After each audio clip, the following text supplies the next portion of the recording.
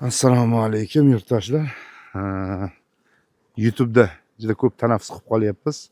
Mana hozir ustozda Farruh akamni Murodni arisiga kelganmiz. Shogirdimiz Murod asalarichi bola bu ham o'zi sohasi boshqa-yu, lekin asalarichilik bilan ko'pdan shug'ullanyapti. Bu ham 3-4 yildan beri biz bilan birga. Mana endi korpusning yashiklarga Farruh aka mana shuni bir mikrofonni qo'yib qo'ysangiz. Assalomu alaykum Farruh aka. Va alaykum salom. Charchamayapsizmi? Rahmat, Xudoga shukr. Arada qanaqa ishlayapti ishlashlari? Mashalloh.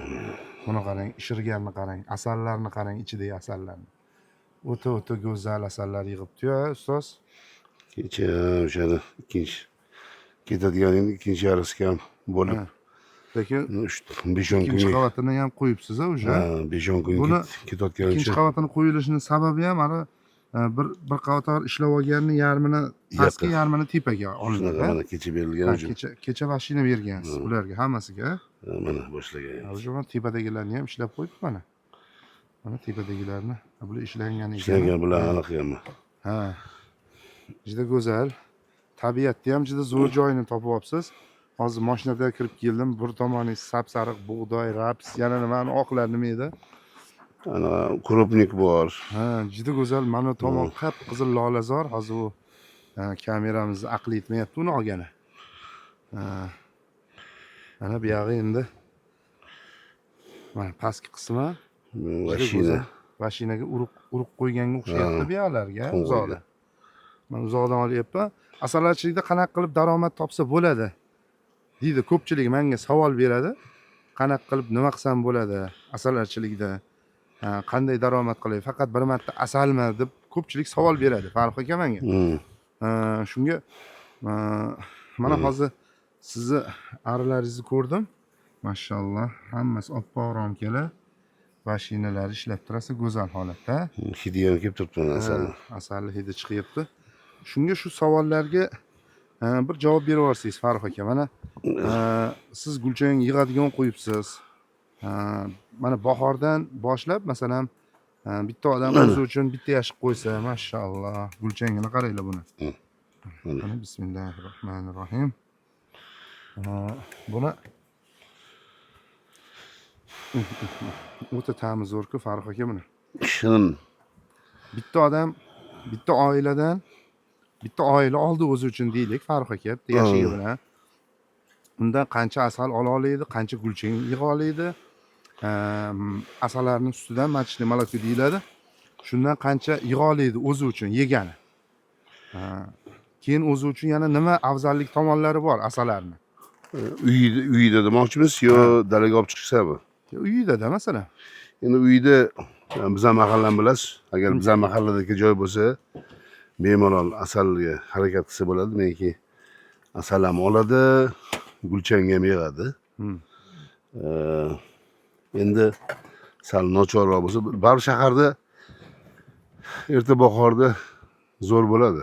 Meniki Toshkent shahar tabiati o'ta go'zal, gullar ko'p.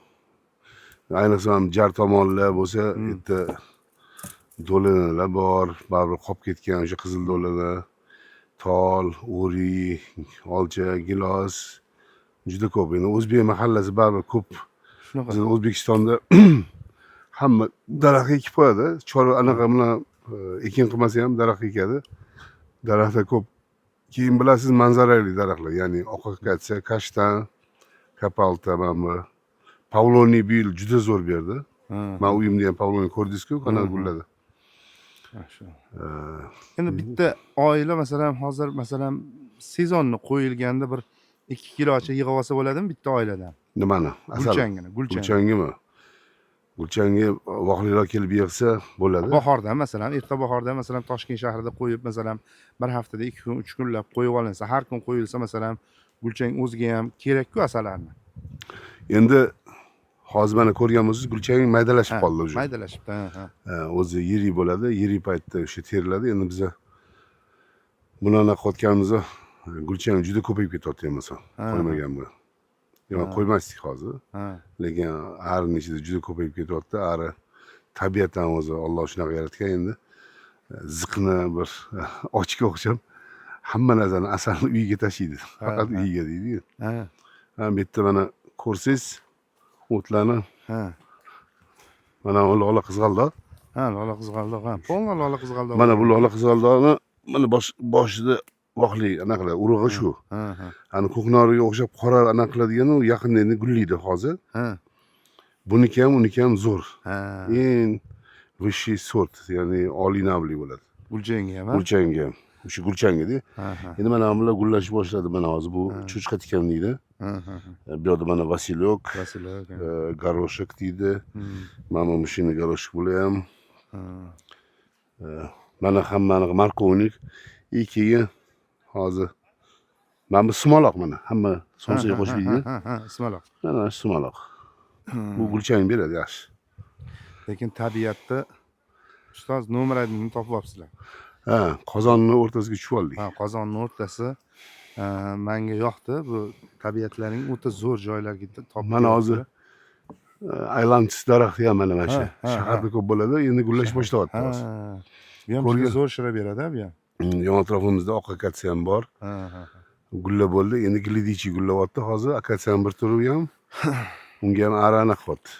Demak, bir yilda xudo xolasa bir sezonda bitta oila boqib, o'zlari uchun bir 2 kilocha gulchang yig'ib olsa bo'ladi bemalol. Amallasa bo'ladi, bemalol emas, amallasa bo'ladi. Ari kuchli bo'lishi kerak. Ha, shunaqa. Vaqt soatida yechib olib qo'yish kerak, to'g'rimi? Endi mana ko'rayotganimiz biz ochib qo'yganmiz, bir xilla butunlay yopib tashlaydi. Ha, ha, ha. Biz uni qo'yamiz. Doim yopilgani ham asalariga zarar. Zarar. Bir haftada uzog'i bir 2 kun yopib qo'yilsa, Birinchidan qanoti tez ketishiga sabab bo'ladi. ha. Gulchangini amallab olib kiradi baribir, bir oyog'ini qilib, ikkinchi oyog'ini qilib. Lekin shu qanoti ketishiga, o'zini anaqa qilishiga sal zarar bo'ladi. Bo'ldi, Farruh aka, sizni ozgina vaqtingizni oldik. Katta rahmat. Vaqtingizni ajratganingiz uchun. Sog' bo'ling, salomat bo'ling, Farruh aka. Salomat bo'linglar. Yaxshilikni Alloh ko'rishing. panohiga hammanglar. Amin.